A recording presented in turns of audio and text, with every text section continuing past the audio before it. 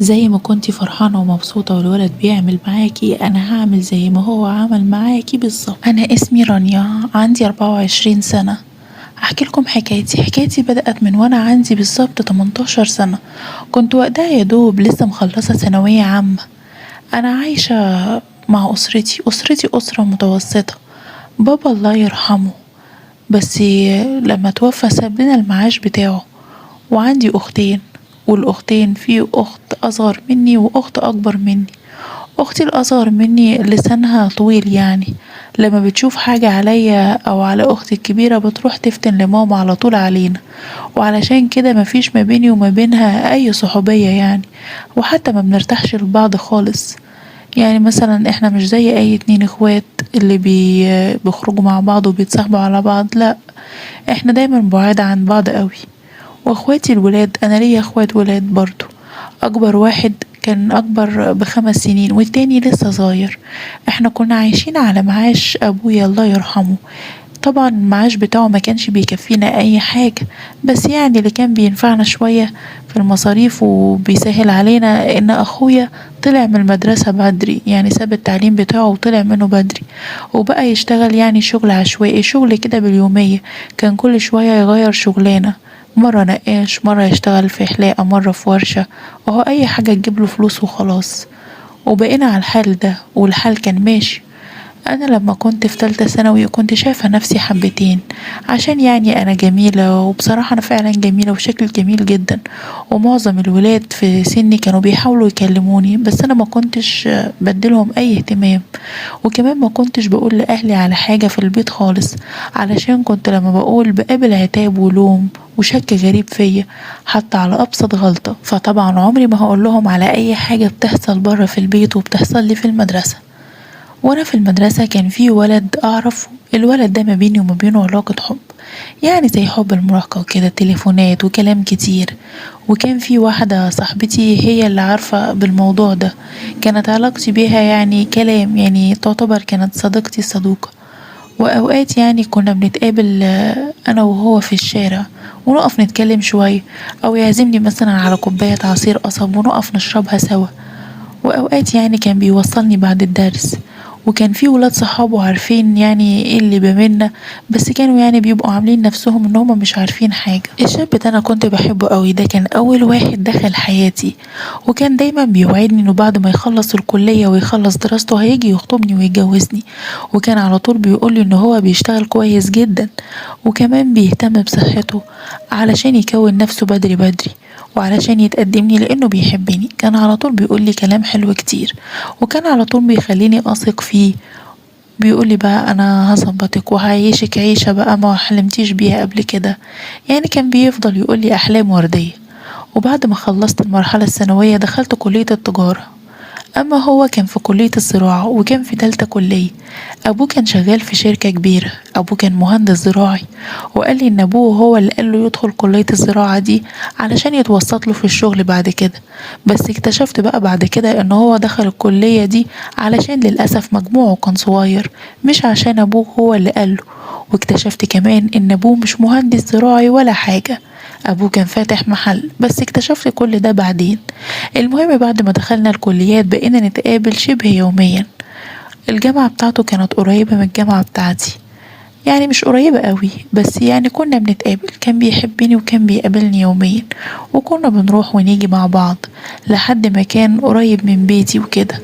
وبعد كده كل واحد فينا بيروح مروح على بيته. انا كنت ببقى عبيطة يعني معاه كتير، كنت بسيبه يمسك ايدي براحته. كنت بقول ايه يعني لما يمسك ايدي، ما هو انا بحبه وهو بيحبني. وكنت عايشة معاه قصة حب زي اللي بتشوفوها كده في الافلام وبنسمع عنها كتير. المهم ان احنا فضلنا على الحال ده لمدة سنتين تلاتة او يمكن اكتر.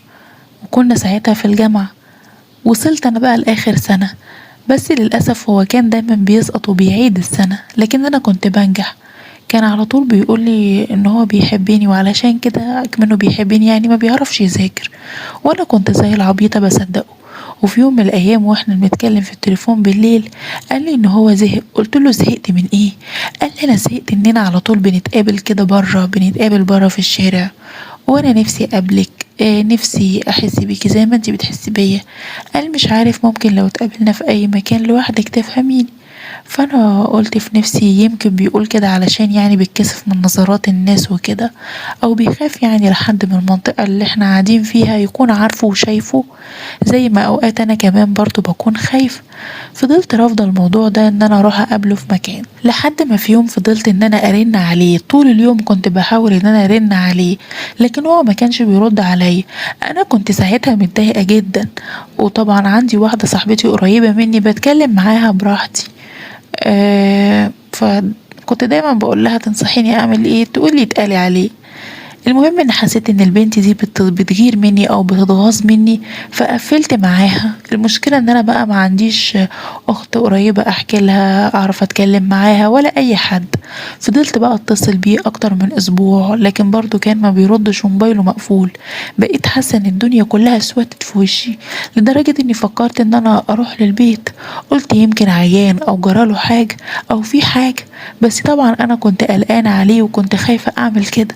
فكنت بروح امشي كده قدام بيته عشان لو نزل يعني المحه كده او اشوفه بالصدفة، بس برضه ما كنتش بشوفه.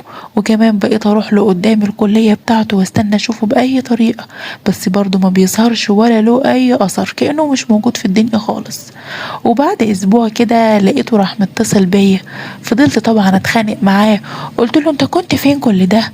معقولة يعني ما تتصلش بيها ولا تعبرني؟ طب كنت قولي لو انت هتبعد عني او لو في نيتك البعد كنت تعرفني حتى. قال لي لا انا زهقت ومش مستعد اقابلك تاني بره. قلت له ليه كده؟ هو انا عملت لك ايه؟ هو انا غلطت في ايه؟ ده انا بحبك قوي. قال لي انا اصلا خايف ليجي اليوم وتغدري بيا. قلت له انا مش غدارة وعمري ما اعمل معاك حاجة زي كده. فلقيته بيحكي لي حكاية ان في واحدة كانت بتحب واحد لمدة 6 سنين، ومجرد بس ان هو دخل الجيش بعته وراحت على طول اتجوزت واحد تاني. قلت له طب وتفتكر ان انا يعني هطلع زيها؟ ما تقارنش بيها، يعني مش كل الناس زي بعض، صوابعك مش زي بعضها. انا بحبك ومستحيل ان انا اسيبك، ده انا بيع الدنيا كلها علشانك. قال لي برضه انا مش متأكد، انا عايز اضمن ان انتي بتحبيني فعلا. قلت له طيب اعمل ايه العمل وانا هوافق لك على كل حاجة هتقولي. قال لي بصراحة كده أنا عايز نتقابل في مكان لوحدنا. قلت له لا أنا بخاف من كده، ما ينفعش. قال لي ما تخافيش، أنا بس عايز أقعد معاكي ونتكلم براحتنا، عايز أقعد نتكلم في هدوء، مش كل شوية ألاقي الناس حواليا عمالة تبص وأبقى خايف منهم. قلت له تمام. طب عايزني أشوفك فين يعني وأنا أجيلك؟ قال لي ماشي خليني أشوفك، وهبقى أكلمك كده، اديني بس يومين وأبقى أكلمك أقولك، بس أنا عايزة أشوفك يعني عادي لحد ما أشوف هعمل إيه وكده. قلت له هو انت في ايه؟ هو انت تعبان ولا في حاجة؟ قال لي لا لا لا مش تعبان، انا نفسي بس اخرج وكده، ونفسي احس بالاحساس ده. من ساعة ما عرفت ان انتي حابة تقابليني وكده انا فرحت جدا. قلت له طيب خلاص بقى الموضوع بسرعة وشوفني هقابلك فين. بعد يومين كده لقيته اتصل بيا وقال لي ان البيت عنده هيكون فاضي خالص. عرفت ان امه كانت مدرسة، يعني امه بتشتغل في مدرسة كده، وابوه فاتح محل كده وبيفضل بيه، فيعني بعد الظهر لحد بعد الظهر. قلت له خلاص ماشي انا هاجي، بس يا ريت باب الشقة يفضل مفتوح ونقعد نتكلم شوية وهمشي على طول. قال لي خلاص ماشي، بس انت خايفة مني كده ليه؟ يا ستي لو خايفة مني ما تجيش احسن، انا استحالة اعمل فيكي حاجة مش كويسة. فانا طبعا تاني يوم خرجت من البيت في ميعاد الكلية عادي جدا، على اساس ان انا خلاص رايحة الكلية وكده، بس في اليوم ده انا ما روحتش الكلية ورحت عنده. كان باب البيت مفتوح زي ما هو وعدني، ودخلت حتى من غير ما اخبط. ولما دخلت لقيته واقف جوه كده شوية، كان واقف كده بعيد عن الباب وشاور لي وقال لي اقعدي. حسيت طبعا ان هو شكله مش طبيعي، كان باين عليه الارتباك كده، شكله مش كان طبيعي. وانا كمان كنت خايفة، قلت له يلا انت عايز تقولي ايه بسرعة؟ انا اول مرة بصراحة اتحط في الموقف ده وانا قلقانة قوي وعايزة امشي بسرعة، خايفة لحد يجي. قال لي لا ما تخافيش خالص، احنا بس اهدي كده واحنا هنشرب العصير ده ونقعد نتكلم شوية ونمشي. قلت له ماشي تمام. ولما كنا قاعدين لقيته بيحاول يقرب مني وطلب مني حاجة المفروض طبعا ما يطلبهاش. انا رفضته على طول وكنت هبعد عنه، بس هو فضل يحاول اكتر من مرة. المهم ان انا قلت له لا غلط غلط، انت بتعمل ايه؟ انا طبعا رفضته وكنت هبعد عنه، بس هو فضل يحاول معايا وانا اقول لا المفروض ما يحصلش، وقال لي انا عايزك بصراحه تثبتيني انك فعلا بتحبيني. قلت له لا انت بتفكر غلط، مفيش دليل على ان لما يحصل كده انا هفضل احبك. قال لي معلش اهي فرصه وجات لنا ومش هتتكرر تاني، وما تخافيش انا مش هاذيكي وهتفضلي زي ما انتي. للاسف بقى حصل بينا كل حاجه زي المتجوزين بالظبط. ما اعرفش ازاي كل ده حصل. انا كنت حاسه ان انا زي ما يكون دايخه، كنت مش حاسه بنفسي اصلا. اكيد هو كان حاطط لي حاجه في العصير. المهم لما فقت من اللي حصل ده ضربته بالقلم وخرجت من البيت طبعا زي المجنونه وقعدت اجري. ما كنتش متخيله ولا مصدقه ان ممكن يحصل معايا حاجه زي كده. طبعا بالصدمه اللي انا فيها بقيت حاسه ان رجلي مش شايلاني على الارض. ما كنتش عارفه ساعتها امشي حتى اروح الكليه ولا على البيت. رحت واقعه في الشارع، ولما وقعت الناس اتلموا عليا ودوني على البيت. وبعد ما فقت لقيت امي جنبي وفضلت تسالني انت مالك في ايه اللي جرالك. قلت لها لا انا حسيت بدوخه فنزلت من العربيه يعني ورجعت. وانا راجعه بقى رحت واقعه فالناس كلها اتلمت عليا. المهم اتصلت باخويا الكبير وجه وخدني ورحنا علشان نكشف. والدكتور لما كشف قال لا مفيش اي حاجه، ده هي اغمى عليها علشان الضغط عندها يعني اكيد قل، بس دلوقتي الضغط سليم. بس خليها بس تتغذى كويس وترتاح. المهم بقى قعدت في البيت اسبوع وكنت قاعده مكتئبه. والشاب اللي انا بحبه ده قعدت اتصل بيه اللي هو ما كانش بيتصل بيا نهائي. كنت متضايقه قوي من الحرام اللي انا عملته ده. وبعد اسبوع كده لقيته بيتصل بيا ولقيته بيعتذر وبيقول لي ما تزعليش انا اسف، وفضل يعتذر لي كتير جدا. وقال لي يا ستي ما تقلقيش ده احنا كده كده هنتجوز. وانا مرضتش طبعا ارد عليه خالص باي رد. المهم قفل المكالمة على كده.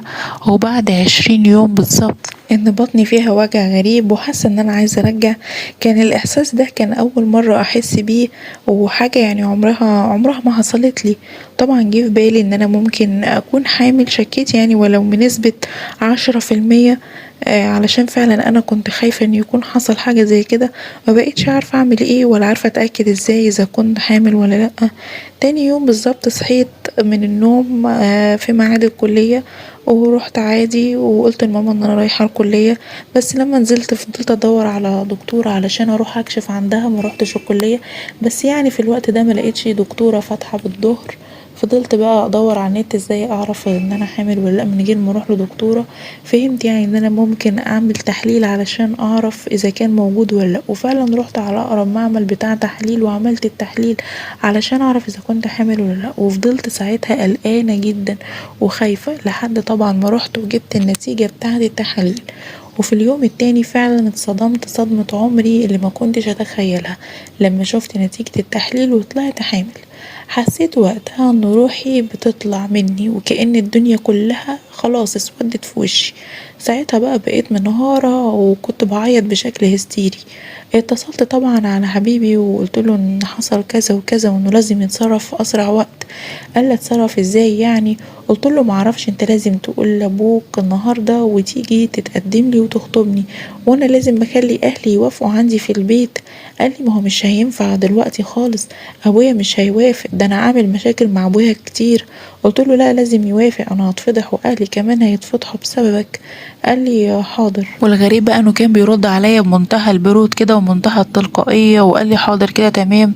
المهم بعدها عدى يومين فضلت اتصل بيه كتير قوي ما كانش بيرد عليا خالص لحد ما اتقفل تليفونه. وتاني يوم برضو قعدت اتصل بيه كتير ما ردش عليا خالص. اضطريت ان انا ابعت له رساله واقول له فيها ان انا خلاص هروح لابوه واقول له على كل حاجه.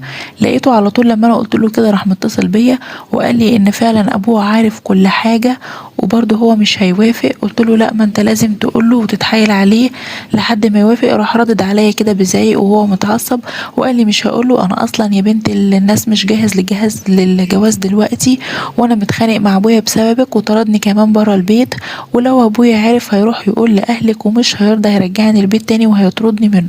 قلت له يعني ايه العمل يعني اعمل ايه؟ مفيش حل عندك خالص؟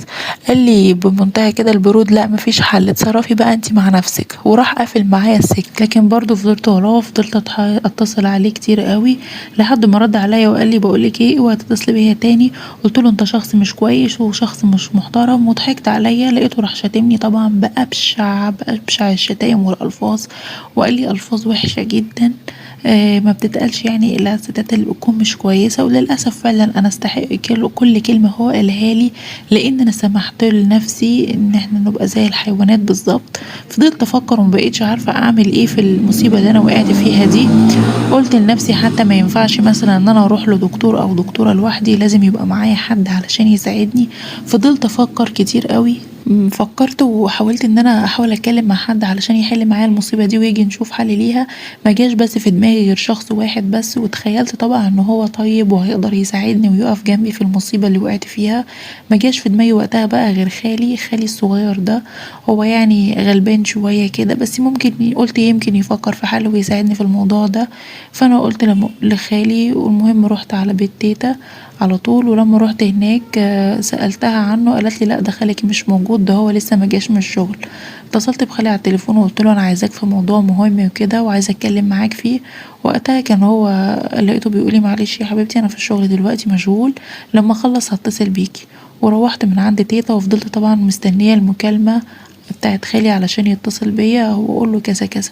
وفعلا اتصل بيا على الساعة 9 بالليل، وقال لي ان هو رجع من شغله، ولو يعني عايزني اتكلم معاه وكده او اتكلم انا معاه وكده اروح له علشان نقعد نتكلم مع بعض. طبعا قلت لماما ساعتها ان انا خلاص رايحة لتيتا هقعد عندها شوية. ولما روحت عند تيتا قعدت بقى مع خالي. قال لي مالك في ايه؟ قلت له انا عايزه اتكلم معاك يعني لوحدنا في موضوع مهم وكده، بس يا ريت نكون لوحدنا.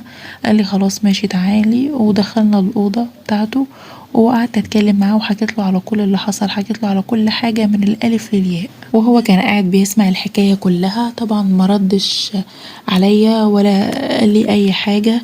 قال لي خلينا افكر بكره هقولك بقى نعمل ايه. ومشيت من عنده طبعا وانا مبسوطه ان خالي يعني هيساعدني ويفكر معايا ويشوف لي حل. بعد كده فضلت مستنية خالي عشان يتصل عليا، برضو مفيش اي اتصال مفيش اي رد. قلت ممكن يكون مثلا هيتصرف من ورايا او هيروح للولد ويتكلم معاه هو وابوه يشوف لي حل. خصوصا يعني بقى اللي كان مقلقني ان انا لما كنت بحكي له يعني ما ظهرش منه اي رد فعل، ولا حتى اتعصب عليا ولا زعق لي. كان بيطمني كده ببرود وكان شكله غريب. وكان بيقولي ما تقلقيش، ولا كمان قال لي اي كلام عتاب. استغربت يعني تصرفه كده، بس قلت مش مشكلة أكيد يعني هو بيدورلي على حل وكده. المهم بعد ساعتين كده لقيت خالي بيتصل عليا وبيقولي تعالي عندي البيت. وطلع على الأوضة على طول. سمعت كلام طبعا خاله ورحت على البيت. وطلعت على الدور التالت زي ما هو قالي بالظبط. لقيت خالي راح قافل عليا الباب وحبسني، ولقيته كده مطلع سلسلة حديد وفضل يضرب فيا كتير قوي. وقال لي صوتك ما يطلعش، ولو صوتك طلع انا هفضحك واقول كذا وكذا عنك. قعدت طبعا اقول له حرام عليك، بس كان صوتي واطي وفضلت اقول له ارحمني عمري ما هعمل كده تاني. قال لي لا انتي واحده كدابه، انتي واحده مش كويسه وهتفضلي كده طول عمرك. ولقيته فجاه راح مبهدل هدومي علشان يعاقبني. ولقيته بيقولي زي ما عملتي مع الواد ده هتعملي معايا. افتكرت ان هو بيقول لي كده بس علشان يخوفني او يعاقبني ومش هيحصل حاجه، بس اللي حصل ما كانش كده خالص. وللاسف عمل معايا كل حاجه زي المتجوزين بالظبط. ما بقتش مصدقة اي حاجة من اللي بتحصل. معقولة يعني معقولة خالي اللي المفروض يبقى زي ابويا وبقى مصمم ان الموضوع ده يتكرر من بينا؟ ولو كنت حاولت ان انا ارفض كان دايما يهددني ان هو هيفضحني وكده. فضلنا على الوضع ده لحد الشهر التالت من حملي. وخالي للأسف ما كانش بيساعدني نهائي، ما بيساعدنيش حتى ان انزل الحمل. انا طبعا ما قدرتش استحمل العيشة دي ولا الوضع اللي انا عشته، وقررت ان انا ههرب من حياتي دي خالص. وفعلا هربت من البيت كله وقلت ما قلتش يعني لاهلي. وقلت مثلا لو اهلي مسكوني ولا كده محدش فيهم هيبقى عارف حاجة، وهبقى اقول لهم يعني ان في واحد مش كويس خدرني وعمل المصيبة دي معايا. ودلوقتي انا طبعا هربانة وعايشة في سكن اللي هو بتاع الطالبات ده. وحكيت لواحدة معرفهاش في المكان ده على كل اللي جرالي وكل اللي حصل لي، وهي طبعا اللي عمالة تساعدني وهي اللي ساعدتني علشان اسكن في المكان ده. انا دلوقتي ضايعة والست دي هي اللي بتساعدني، هي اللي دايما بتجيب لي المصاريف، وهي اللي بتجيب لي العلاج والاكل والشرب وكل حاجة. وكمان هي بتحاول تشوف لي شغل يعني عشان اقدر اصرف منه على نفسي. ومش عارفة ازاي هقدر اكمل حياتي وانا هربانة كده وبعيدة عن اهلي. مش مش عارفة اتصرف ازاي ومش عارفة اكمل حياتي بالشكل ده وانا هربانة، يعني مش عارفة اتصرف ازاي، مش عارفة اكمل حياتي بالشكل اللي انا فيه ده. وحشني قوي رجوعي وقعدتي مع اهلي وامي واخواتي، وحشوني قوي. وكليتي وحشتني، وحشني ان انا اكمل حياتي طبيعية. انا عارفة ان انا غلطت، والغلط ده يعني دمر حياتي كلها ودمر كل حاجة فيا. لكن انا دلوقتي مش عارفة اعمل ايه، وعارفة ان اهلي يعني اكيد مش هيسامحوني، واكيد مش هيعدوا اللي حصل ده على خير. فانا دلوقتي مش عارفة اعمل ايه. انا اتجرحت وانضحك عليا من كل اللي حواليا، حتى من اقرب الناس ليا اتخدعت فيهم. يعني انا اتخدعت من خالي اللي هو اقرب واحد ليا، اللي انا استأمنته على سري، وحسيت ان هو هيساعدني، وشفت فيه نظرة اب. لكن ما طلعش كده خالص. انا دلوقتي مش عارفة اعمل ايه ولا عارفة اتصرف ازاي. انا بين نارين، يا ريت يا ريت تساعدوني. انا حكيت لكم المشكلة دي طبعا علشان تكون المشكلة دي عبرة وعزة لأي بنت، انها ما تتخدعش في اي حد، وما تثقيش في اي حد غير اهلك. اهلك وبس. اهلك اللي هم الاب والام، مش اي حد تاني. ويا ريت تشوفوا لي حل وتساعدوني.